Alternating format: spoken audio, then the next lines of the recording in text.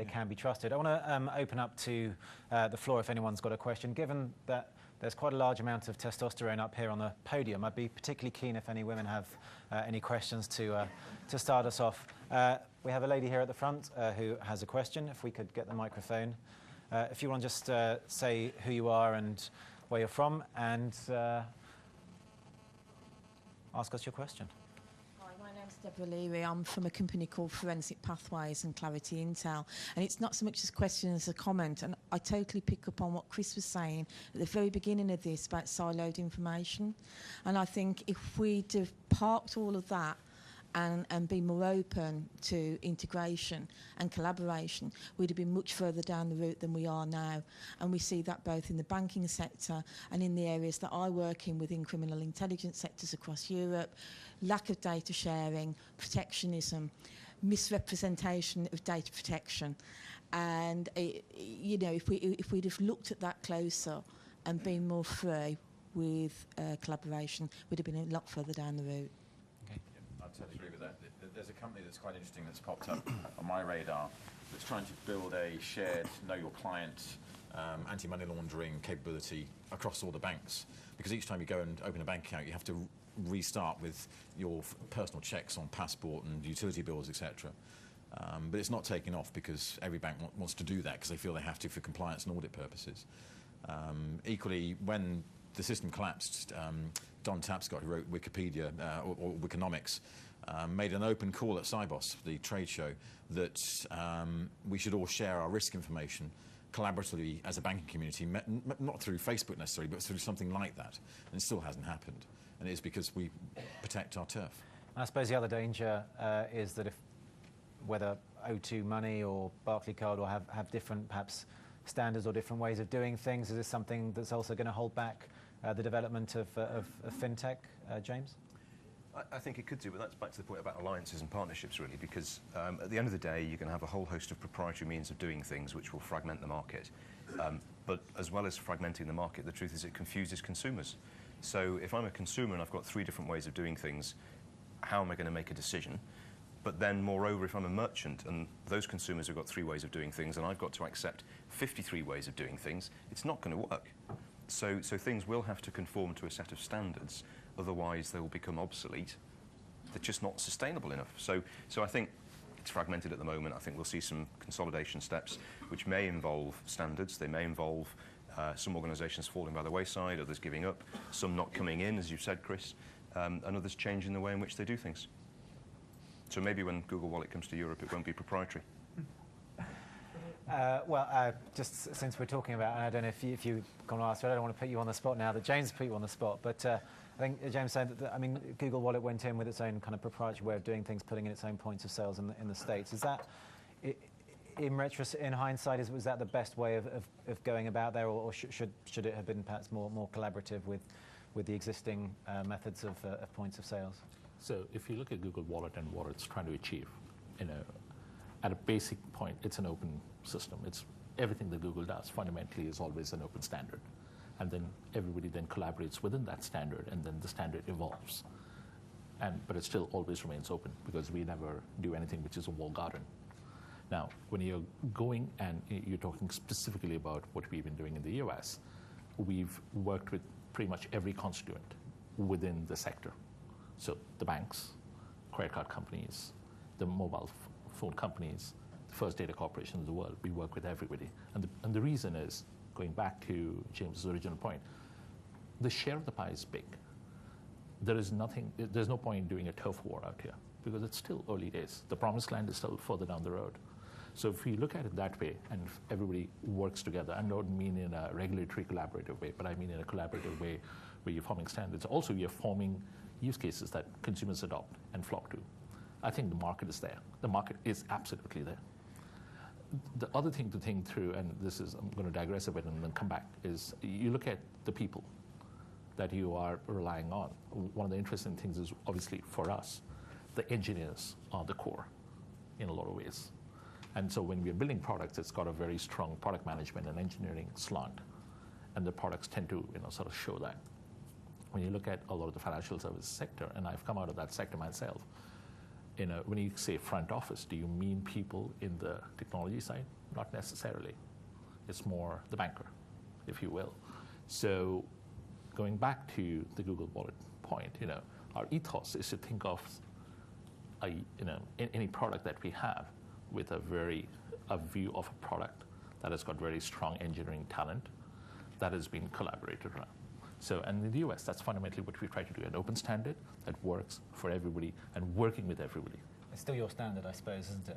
It's an open standard. Right. So anybody can put in whatever they feel I'm like. interested that you mentioned about engineers being at the core, because certainly there's been a lot of criticism that banking and finance in this country has often sucked in a lot of the talent, whether it's engineers or mathematicians or physics PhDs and the like, whereas they could be doing, in Adair Turner's words, something more socially useful. I mean, is this something that is going to be changing now? Will, do you think that as perhaps things become more fragmented, that there's more options, that perhaps the growth that some might say has been held back by banks sucking in all the talent might move more towards businesses that are growing and creating more jobs and the like? Yeah, I think obviously we're delighted. We're very proud to be a UK company that's actually made an acquisition of a Silicon Valley company. So it's nice to actually do that in reverse.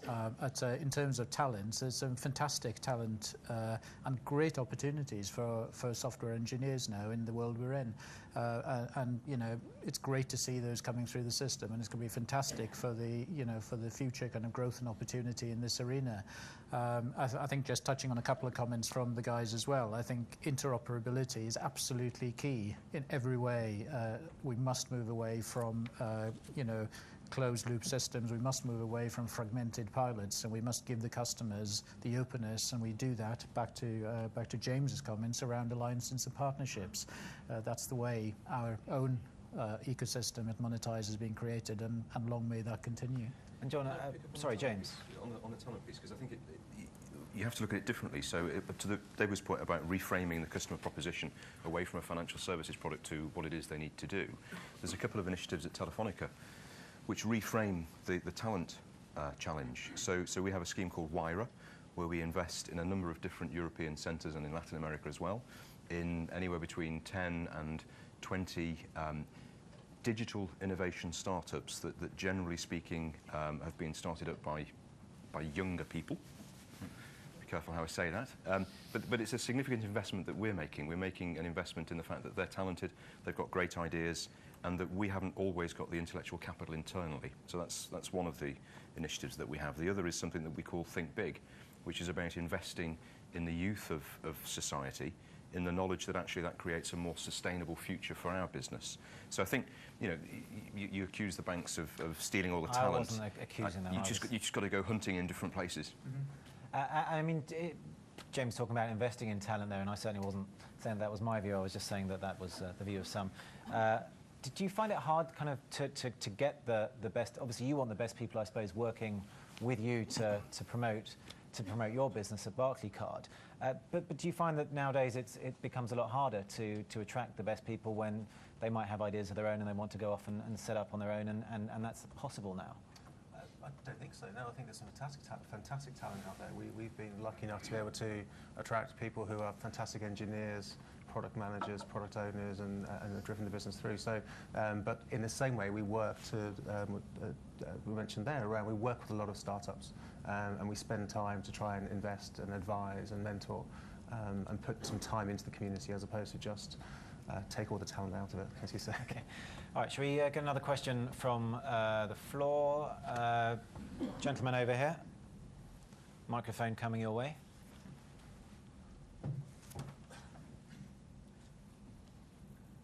Thank you. My name's John Conahan from Credo Limited, and I have a question for the panel. I'd just like to know how you square the battle, as it was described, over big data, big context, with the ideal that the consumer will have sovereignty over their identity and their personal data. Chris, you want to start on that one? I guess going back to the privacy debate and being in charge of your own data. That's kind of why I was saying data leakage, data loss is one of the biggest exposures today, and that most consumers, customers, even corporate clients will leak data which might expose their financial information willingly without having the right safeguards in place on Facebook or elsewhere. One of my favourite stories, it's a very long one, but I'll cut it short, is of one of the big cybersecurity companies in America called HB Gary, where the head of their cybersecurity division announced that he was going to say who the anonymous group instigators were, protagonists, at the Black Hat conference in February 2010. And that was reported in the Financial Times. Within 3 days, they pawned him, PWN. They nicked all of his information and his company's information and made it available online. How they did it is basically they found his LinkedIn username and password and discovered that that was the same username and password that they used in their Google Cloud service for the HB Gary. And therefore, they took all the information, 70 gigabytes, out of the cloud and released it with cybersecurity information about Johnson & Johnson, Procter & Gamble, Coca-Cola, you name it, the customers of HB Gary that no longer exist, by the way. And this is just a very simple story because it's down to, right now we are morphing between the separated personal and business world into this hybrid world where our personal world morphs into our business world and our business world morphs into our personal world. And we've got to find ways to get people to start to understand what that data management piece means to them as an individual or as a company, as importantly as allowing that information to come through. So on privacy on Facebook, we all know the issues there. Mark Zuckerberg just says, screw it, I don't care. I've got great photographs of Mark Zuckerberg, being drunk and at parties, by the way, if anyone wants to see them, from his Facebook profile. And it's all down to, we're going to learn through mistakes how to manage this world, but then it doesn't stop progress, it doesn't stop innovation of technology, it doesn't stop what we're doing, because if we felt that way, we wouldn't have an internet. The internet is all fueled by pornography and gambling. Well, if you felt that that was bad, we wouldn't have the internet. But the internet does an awful lot of good at the same time. So it's really getting that balance. And I think we are going to have huge issues about data leakage amongst society.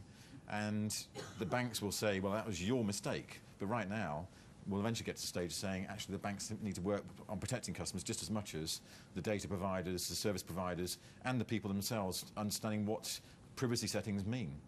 And James, I suppose it's not just about potential leakage in the event of hacking or what have you, but also the fact that companies sometimes take the data that we have and use it for their own means, whether it's trying to target you with adverts that they think that might prompt you to buy something or whatever the case may be. I mean, is this something that, what are you, well, let's just ask you specifically, what are you doing at O2 Money to ensure that people don't kind of find that their data is no longer their own domain?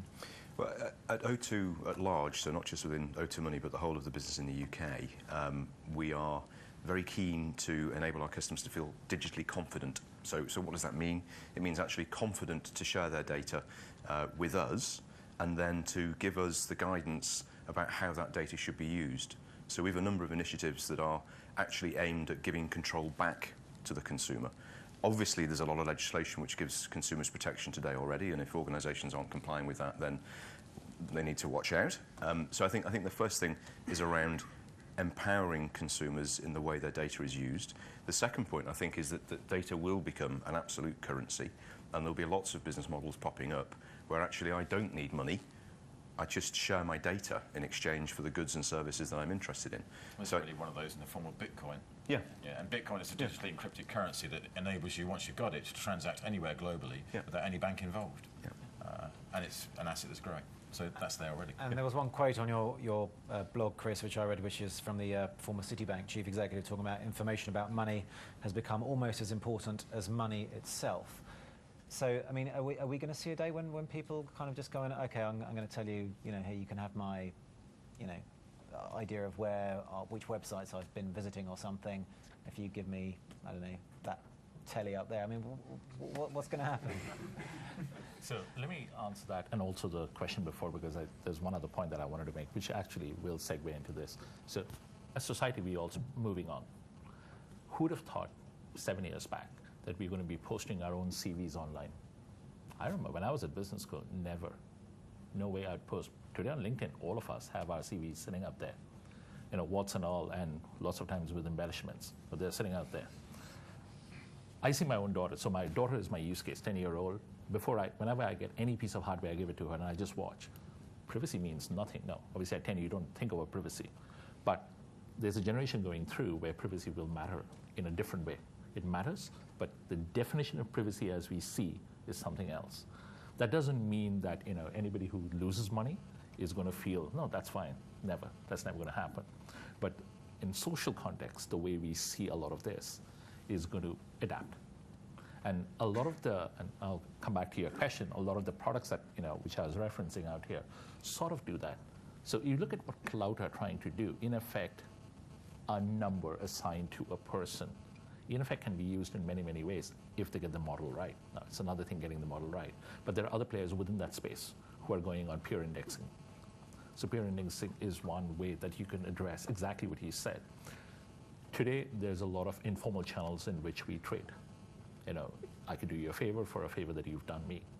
And then, you think of that and you take that up. But you look at pure business cases, Zipcar, things, where you're effectively using one particular asset that is being multi-used.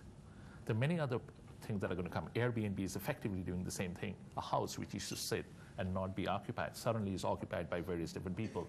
You suddenly have more usage of the same product. And there's a whole bunch of business cases that are coming on other different products. Sharing taxis is the obvious one. Why do I need to sit in a 5-room or 5-person taxi? And going back to your point, there'll be a lot of use cases that will traverse that, where you have same assets being used more efficiently and business models that exploit that. Coming back to your question, I'm sort of addressing it in that way, that you would trade it, but you'd figure out where the common point is. Can you trade your cloud points at some point? I don't know. Well, it's interesting you talk about your 10-year-old daughter. Just privacy means a whole different thing, and I suppose a lot of people often say that ignorance of other people, hatred is kind of born from ignorance of other people. So if everyone knows what everyone else is up to, then perhaps the world will be a better place. That's one optimistic inference from that. But in terms of the way that data exists out there, I mean, can you foresee the day when Barclays Bank becomes, they all become data banks effectively, and this data is stored in the same way that your details are on the electoral register or whatever else, and they're stored or overseen by some kind of government entity which everyone trusts? I mean, where do you see the development going? We hold a huge amount of data. To Chris's point, we hold those digits, those important digits which tell you what your actually account is holding. That's all data. So data is the cornerstone of a business. Any financial services business is the data underpins that. So the trust that we have to build and security investment we have to put into that is really, really important to us. What we're trying to do this year is a turnaround transparency, which is used a lot in the business, and we're trying to get that out as part of the communications, that we're transparent about product, transparent about costs, but also transparent about data. If we're going to offer a service, we'll tell the customer how we're going to use that data. So something around relevancy of service, we'll tell them. We say, we have information about you. We're going to try and do a great service and give you a benefit. So I think the kind of the openness and the grown-up conversation and transparency is a really important piece. Moving away from this hidden, clandestine thought that a brand is going to misuse my data, because consumers are savvy to that now. We've heard about the problems with data, so we can't hide away from it. We have to be secure and trusted, but stand up to the fact that we can tell people how we use that. And Will, you help banks, go onto people's smartphones, people to access their accounts or whatever for banks. I mean, do you foresee that you're already looking ahead to see when you're just, rather than just financial data, you're going to be holding more and more just data in its kind of more general sense? I think data will always be passing through our platform. We won't necessarily hold it, but the clients will want us to help us have a kind of a proposition for customers which is valuable. Let's give you an example. If you start combining merchant data, customer data on a channel, and the GPRS capability of a phone, you can work out that Will Jones walks out of the office at 12:10 every day across to Marks & Spencer and buys a sandwich.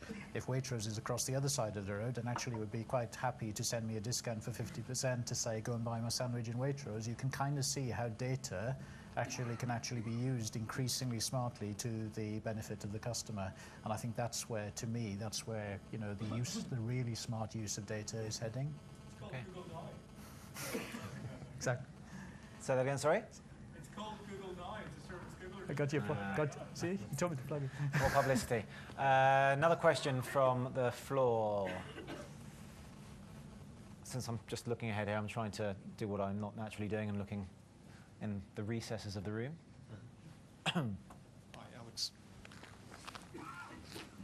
Alex Orban from X Financial Solutions. You touched on government at one point in this course of this discussion, so I'd be very curious to hear what experiences or reactions you've had working within the sovereign government space, and particularly in regards to a lot of this incredible and exponential innovation and growth, creating a set of conditions which could potentially upend the traditional control mechanisms that have been exerted by, let's call it, the forces of state.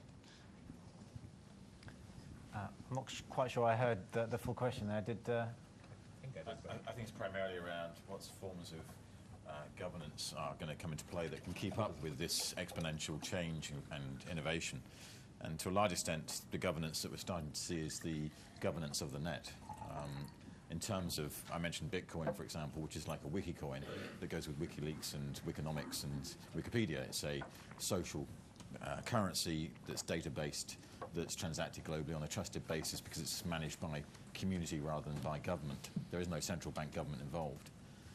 So that's where I was making the point around the social capitalism piece of saying what's coming into play now is that there is the formal regulatory system that's trying to keep up with innovation and failing, to be honest, which is why we have a crisis, because if you look at the credit crisis we've gone through, it isn't all based around subprime and stupidity. If we were stupid, we wouldn't have done it. It's based around algorithms and formulas that were wrong. And the technology then turbocharges those incorrect formulas to create risk that, by the time it was exposed, almost brought down the whole system. And now governments are trying to rectify and regulate that space. So the hybrid really is that you have the government looking at the commercial capitalism piece and how to stabilize the system economically, and then the social space, particularly the social internet space, working to create an alternative community-based approach where the safety mechanisms and controls are determined by the social internet rather than by the governments of countries. And bearing in mind the social internet is global, it'll be a very different form of governance. And somewhere those two come together, and I don't think we've worked out yet how they come together. Well, should we as consumers perhaps, should we be worried that for all their flaws, banks at least are regulated, whereas these new ways of funding, they are regulated to a degree, but not as tightly as traditional financial institutions. Deborah, I think you have a point to make here. I don't know whether the question was addressed also in another way about governance. Does technology change governance? And I thought that was the question. Yeah, he's also saying this. Okay. So I'll give you a use case, and I hope to God I'm not wrong, because publicly being wrong is terrible. Brazil mandates that every citizen votes, whether you're outside the country or inside the country. Brazil also, from memory, is the leader in getting results out. And the way they've done it is they've got these boxes where you actually vote, and your vote is pretty much immediately registered. And from memory, they have their lead time to announcing a result is sensational. It's apparently really, really fast. And it's almost like hours that a national result comes out. And I say this because, without naming countries, and I go to all kinds of countries, there are many countries where vote rigging is probably, and it's taken to a level which is incredible. And so forms of governance at that point starts getting upended when you have technology that changes the way that your basic democratic right, voting, changes.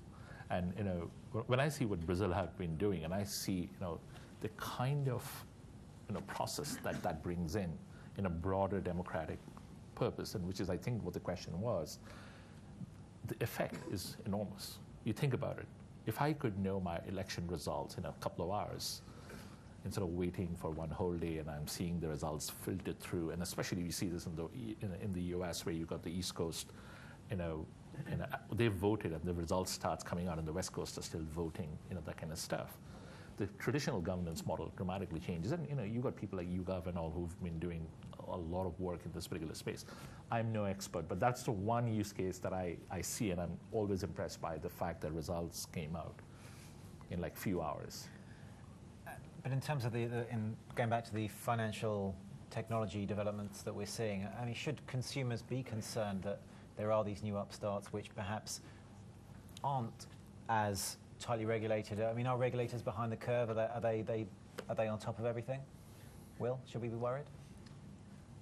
No, I don't think so. I think actually, competition and new starters is great. It's exactly what, the industry, it's what the consumer will want, because it'll drive the agenda, it'll drive, as somebody said earlier, there is some complacency or maybe a lack of vision in some more traditional organisations. So no, it's a good thing, and no, I think actually there is sufficient robustness around directionally and within the technology as to where, and what the consumer would expect. I've got just a use case to that point, which is probably brings it down to the actual level, that where sometimes regulation hasn't caught up with innovation. And this is where around a person-to-person money transfer service, if I try and set up for that, traditionally I have to sign a form in a bank. I go into a bank, I have to sign a form for part of my completion. That's still part of the regulation, even in the digital space. So we lobby, and I'm sure lots of us actively have to lobby the regulators to move that regulation to a digital form. So work out how you can assign a terms and conditions with a digital signature as opposed to a physical signature, because it just kills the experience. So there's a whole different level of regulation and government implementation there. Do you want to come in on that, James? It's a lousy example. Rogue traders. I mean, so there are apps now that you can get to rate your trader instead of relying upon the local authorities or the local council or whatever to go and deal with rogue traders. So there is a movement away from government or local authority providing those protections and consumers providing them for themselves. Jerome Kerviel and the rogue traders and UBS and Societe Generale, but okay. In Wales, I know nothing. I know nothing about those kind of traders. For that, then I'll buy it. That would be quite impressive. It would save a lot of countries a lot of money. I think the other one, just on that point though, is that technology plus social media are putting far more control in the hands of consumers.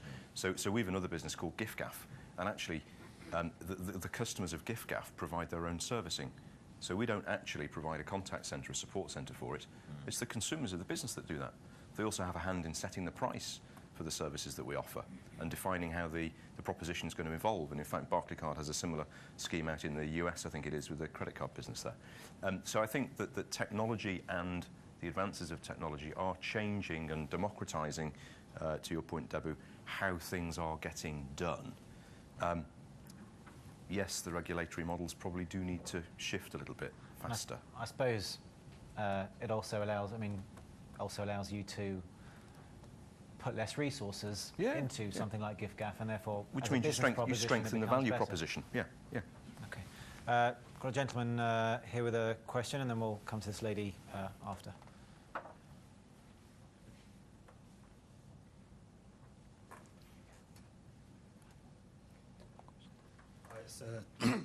Hello. It's Simon Dixon from Bank to the Future. Chris, you said that there's no money in banking. If you're talking deposits, and then there's no money obviously in deposits and payments. But the thing that banks do have when you get a banking license is the ability to leverage. All the money's in leverage, leveraging their balance sheet, leveraging deposits, creating money by issuing loans. And so it seems to me that there's no level playing field with the banks and the incumbents, because the incumbents have to pitch for a deposit and then issue a loan, whereas the bank issues a loan and that creates a deposit. So I'm wondering if you had any thoughts on how to level up that playing field. And really, to me, there's no disruption there while that exists. One could say Basel III regulation, but I'm not going to get into that one. I mean, I think it actually relates partly to some of the points that were coming out in terms of the consumerization of the net in financial services. And it comes back to businesses like Zopa, which are creating the idea of funding capabilities that are socially managed. And it's the model of evolution of understanding that's the part of the process that we're going through. Zopa's been around since 2005. After 8 years, they now have a couple of percentage points of UK consumer lending, because it takes time to understand the model. But as people understand it, that does change the incumbent, because the incumbent right now, as you say, has the deposit based on a loan, which is how banks make money, through getting people to take credit, which is why we've gone into this credit bubble and burst. If you democratise that, then have it socially policed, which is effectively what Zopa as an eBay for loans style operation does, and others do, Prosper, Smava, In fact, it's quite interesting that Fidor Bank, for example, the lending that they offer is either through traditional bank loan to deposit ratio lending or through Smava, which is a Zopa-style social lending service in Germany. And they partner with them, going back to the partnership model, to say, if you want that choice, if that's your choice, we'll give it to you. We're not going to make you do everything through our service. And so I think the hybrid model will come through, and the social democratisation of finance is just beginning. It's really embryonic. But we are seeing existing models and new ones coming in, and you mentioned many of them, the funding circles and others of this world, the Kickstarters of this world, which will change the way we think about money as data exchanges between trusted venues where the social sphere polices that. I mean, one of the most interesting examples I can think of a bank in the UK doing something to respond to this, along with Barclaycard, is First Direct, because First Direct have a talking board on their website where customers debate First Direct services. And what you get into there, which is quite interesting because they can do this because they know their advocacy levels of customers, is if someone says First Direct is really awful at this, then about 8 customers will say, no, they're not, and they will argue with one customer about that. So you don't have someone who's a customer service rep saying you're wrong. You have the social democratisation of the service. And I think that's what the banks will have to see much more of in what they do, and that's going to be tough because most of them have a really bad service where you won't have those advocates, but you'll have them coming in from the new models. Of course, Chris, sometimes it helps to have a moderator, and when O2's service went down, they were applauded for the humorous way with which that particular department of O2 dealt with all of those complaints. I mean, how do you? Is this kind of something that scares you, or are you kind of, okay, we're going to just kind of take this head on and kind of deal with this in this way? I mean, it must takes balls to do that kind of thing, doesn't it? I thought I was actually on holiday at the time, so not present in the office for the first one. It was last July, and our CEO, I think, his response was incredible because he was asked by, I think it was a BBC reporter, what have you got to say for yourself? And he said, I'm sorry.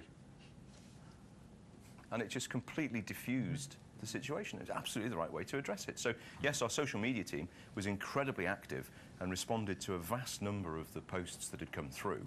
And I think it was that whole notion of we put our hand up, mea culpa, we made a mistake, we compensated our customers for it, but we dealt with it openly and as quickly as we possibly could. So there was no kind of finger pointing, there was no running around saying, it wasn't us, it was something else. We just dealt with it head on. It was the second one that was really embarrassing. But these things happen. We're in a world where technology has moved on and on and on, and it keeps moving on. And yes, we've had our issues. Every organisation in this room probably has had its issues at one point or other with a breach of one kind or another or something. And it is how you deal with it. And I do believe we dealt with it well. It'll become a case study. John, anything to? You just can't shy away from it. To the point of the First Direct piece, a fantastic aspiration would be to have a Twitter feed on your homepage. That would be, that's a brand standing up for itself. Are we going to have that on Barclaycard? Is that? We'll work towards it.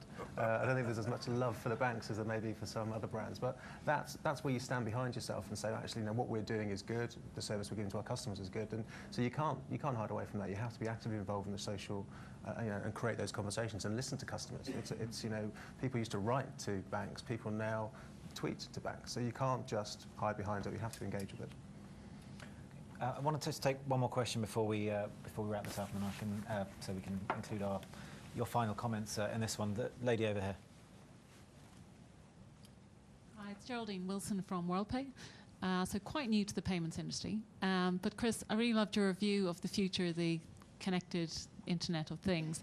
I have no idea, I guess none of us do, when that will actually take hold. Critical mass, whether it's 10 or 20 years, whatever. But I'd love to ask the panel to give us their view of what you think the payments landscape in the UK will look like in 10 years' time, and in particular how you think the role of banks will have evolved. And I definitely want your forecast on who is going to win the wallet battle, since 3 of you are all doing wallets. So. Okay, so we've got 3 questions in one there to end on. We are running out of time, so we can try and keep our answers brief, so we can try and get one-word answers. First of all, let's start with you, Debbie. Who's going to win the wallet wars?